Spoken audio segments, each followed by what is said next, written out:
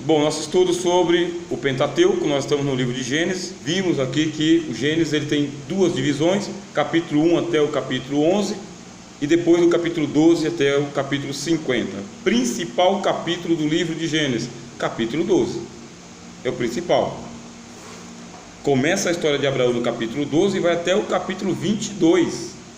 São 10 capítulos só para o Abraão. Quantos capítulos tem Adão? Se ele fosse uma personagem importante para o Gênesis, teria muito mais do que uma nota no capítulo 3, porque é só ali que ele aparece. Depois ele aparece no capítulo 4 tendo relações com Eva, mas não fala mais nada. Viveu 930 anos, um homem tão importante, mas não tem nada sobre ele. Por isso que eu não vou ficar perdendo tempo numa pregação delongada sobre Adão no livro de Gênesis. Eu vou obedecer o que a Bíblia está fazendo. Ela dá para ele capítulo 2, capítulo 3 e acabou. Caim a mesma coisa, capítulo 4 para Caim. Abel a mesma coisa, capítulo 4. Noé, capítulo 6, 7 e 8. Aí vem o capítulo 9. Noé sai. Quando entra no capítulo 10, tem a Tábua das Nações. Capítulo 11, a Torre de Babel. O assunto é tão importante, mas a Bíblia dedica só um capítulo para eles. Então eu vou fazer isso, eu vou tratar como a Bíblia diz, um capítulo só. Não é a ênfase. Agora, Abraão ele ocupa capítulo 12, 13, 14, 15, 16, 17, 18, 19 e 20. O camarada tem o que falar para mim. A mesma coisa com Isaac e a mesma coisa com Jacó, porque o livro de Gênesis fala mais de Jacó do que de Abraão. Jacó está lá tomando conta, ele ultrapassa Abraão. Isso é uma metodologia para você estudar o livro de Gênesis. Quanto mais capítulos uma personagem ocupa, mais importante ela é comparado com aquele que está anterior a ela. Quanto menos capítulo, menor a importância. Agora, se for para mim saber qual que é o capítulo mais importante do livro de Gênesis, é o capítulo 12. É ali que Abraão é chamado. Bom, Abraão, ele é um caldeu, tá bem? Ele está na Caldeia.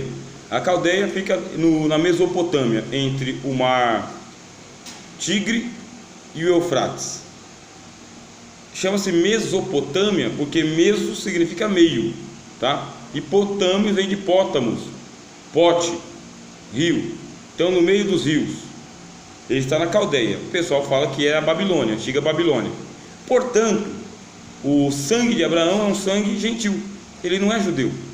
Não é judeu, tá bem? Não é israelita, ele é hebreu. A palavra hebreu tem duas origens. Capítulo 10 tem um descendente de Sete que é Eber. Eber tem vários descendentes e os descendentes de Eber vão até Abraão. Abraão é descendente de Eber, é de onde vem hebreu. Esse é o primeiro significado. O segundo significado pode vir de Rabiru. Rabiru significa aqueles que atravessam o rio. É mais fácil você entender que hebreu vem de Eber do que aqueles que atravessam o rio. O fato é que quando Abraão se apresenta, ele fala: eu sou hebreu. Abraão, o hebreu. Ele não era o único hebreu, tá bem? Haviam outros hebreus, mas ele se destacou. Por que se destacou? Porque no capítulo 12 Deus chamou ele. Por isso que ele se destacou. Haviam outros descendentes de Sete? Haviam, mas não se destacaram, porque não receberam o chamado de Deus. E a Bíblia ela não vai para as particularidades daquilo que não interessa. Ela pega o assunto mais importante e traz para a gente o mais importante. Chamou o Senhor Deus Abraão e Abraão atendeu. Só que ele não era judeu, ele também não era israelita, ele era hebreu, ele era um gentil. Quer dizer que o primeiro judeu era um gentil. É aqui que o apóstolo Paulo fala: Abraão ouviu o evangelho. Abraão foi evangelizado, porque o evangelho é para os gentios, a salvação é para os gentios.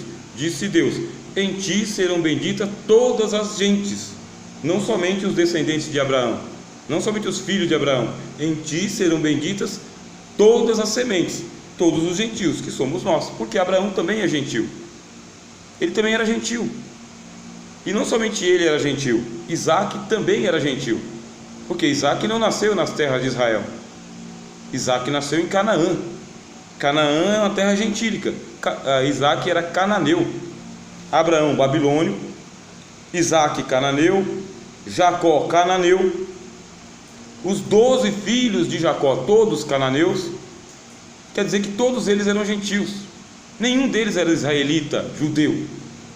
Porque você tem que diferenciar, você é um estudante de teologia. Hebreu, judeu e israelita. Hebreu, descendentes de Abraão. Israelita, descendentes de Jacó. Judeus, descendentes de Judá. Tá bom? Então você anota isso aí para você não esquecer mais. Abraão era gentio, Jacó era gentio, Isaac era gentio, os 12 patriarcas eram todos gentios, José era gentio, todos eles nasceram em Canaã, foram para o Egito. Egito não é terra de Israel. Todos os israelitas que nasceram dentro do Egito são egípcios, são gentios também. Quer dizer que não tem nada que ter essa prepotência de o judeu é que... Não, só é judeu aquele que vem da tribo de Judá. Nem todos os que nascem israelitas vêm da tribo de Judá. Então tem um mito, tá bom? Toma cuidado com os mitos aí dos israelitas. Quem é que vai ser israelita? Os israelitas vão ser aqueles que depois da conquista da terra por Josué, aí nasce a nação de Israel com Saul, tá bom? Saul é o verdadeiro organizador da terra de Israel. Aí vai começar a dizer o seguinte: surgiu a nação de Israel com Saul. Só que Saul está lá na frente, Abraão está aqui atrás. Saul está lá no livro de 1 Samuel, a gente está em Gênesis ainda. Quer dizer que ninguém que nasceu no livro de Gênesis, Êxodo, Levíticos, Números, Deuteronômio, livro de Ruth, livro de Juízes, nenhum desses é israelita. Nenhum desses é judeu de verdade. É tudo gentil. Tudo gentil, igual você e eu. A diferença entre eles e nós, a diferença é que a gente nasceu no Brasil, o outro nasceu na Alemanha, o outro nasceu na Hungria, o outro nasceu nos Estados Unidos, o outro nasceu na Rússia.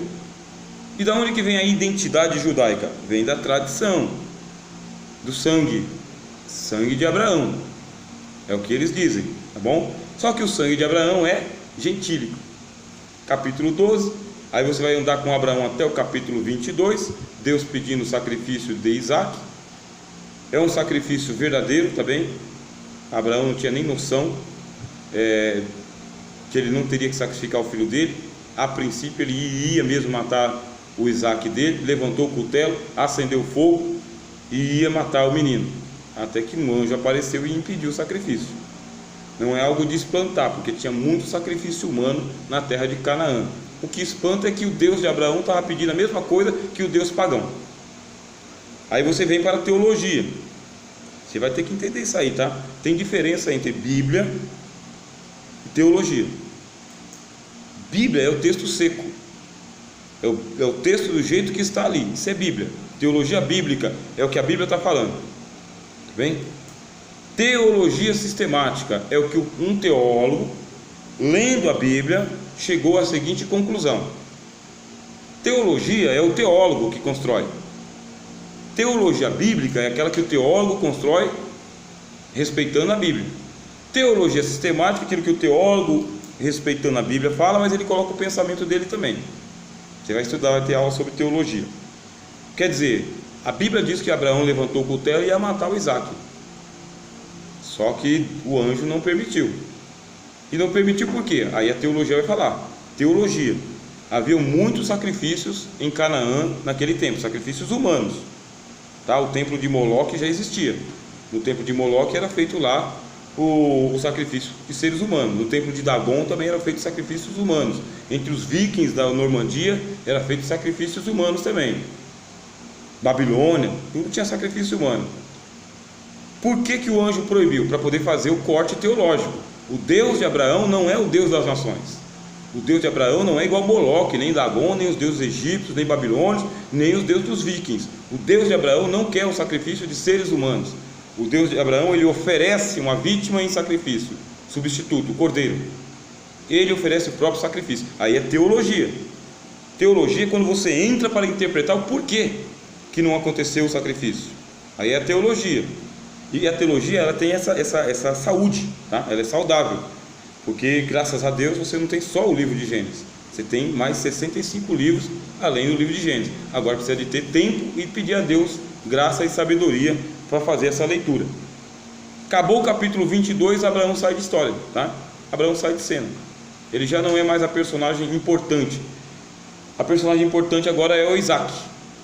Isaac, que fica lá mais 40 anos buscando a promessa, até que ele se casa com a Rebeca dele. E a Rebeca dele é estéril, precisa orar para que a Rebeca tenha um filho, e nasce Jacó. Nasce Jacó e Esaú. Jacó e Esaú tem uma briga desde o ventre, e Jacó ocupa a cena. Esaú é trapaceado por Jacó. Aí você pergunta, mas por que Deus preferiu a Jacó e sabendo que o lugar era de Esaú? E Esaú foi trapaceado. Só que a Bíblia deixa bem claro que Deus nem se intrometeu nesse negócio. Muito pelo contrário, já deu logo uma profecia no começo da história: 2 nações há no teu ventre, e o maior servirá ao menor. Quando chega lá no tempo dos profetas, os profetas interpretam e falam: amei a Jacó e aborreci Esaú. Deus escolheu Jacó e Deus rejeitou Esaú.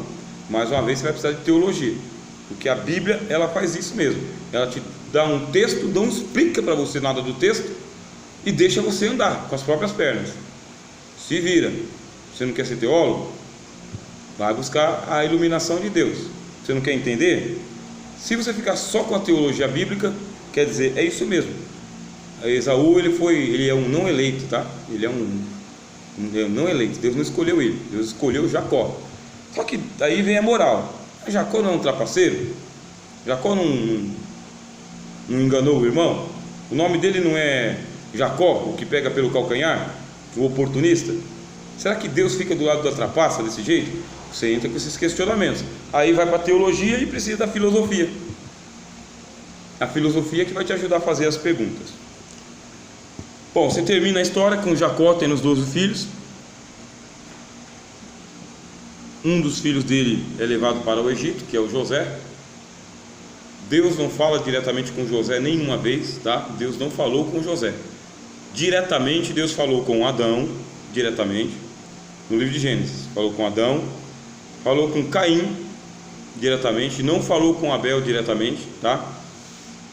Falou com Adão, falou com a mulher, falou com Caim, não falou com Abel, falou diretamente com Noé. Não fala que ele falou diretamente com Enoque. Depois ele falou diretamente com Abraão, Isaac, Jacó e só. Deus não falou diretamente com mais ninguém. Deus entrou em silêncio.